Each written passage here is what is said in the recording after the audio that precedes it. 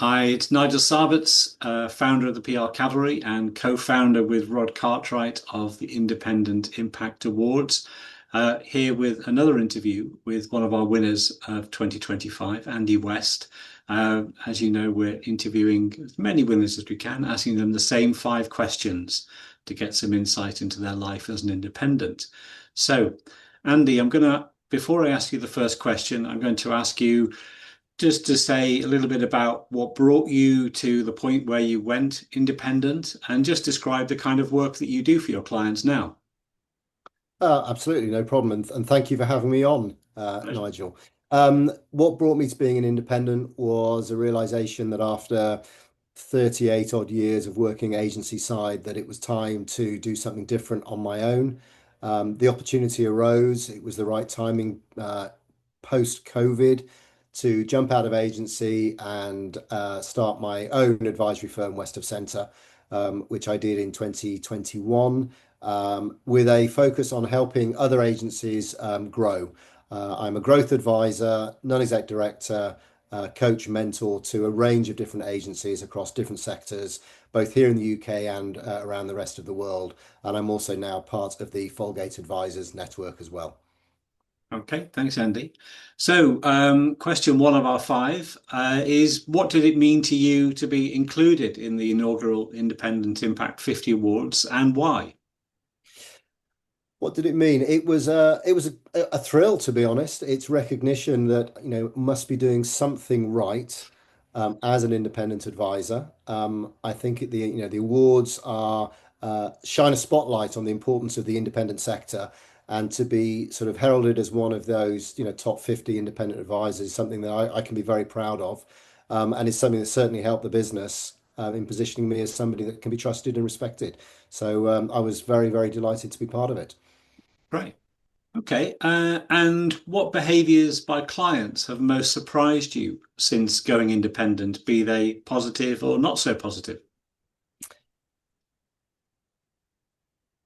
I think clients want to work with senior independent consultants.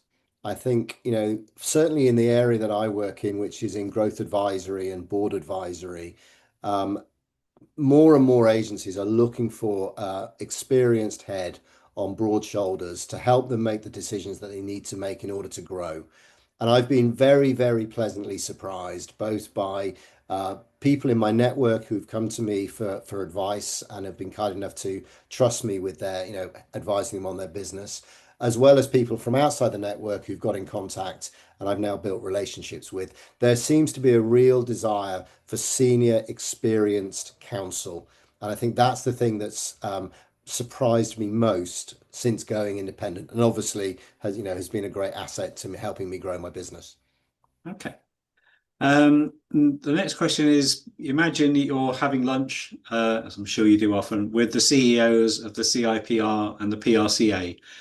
What's the one thing you want them to understand about practicing as an independent and about the role and importance of the independent sector overall? I think it is to well, you've answered the question in the question, which is to recognize the importance of the sector.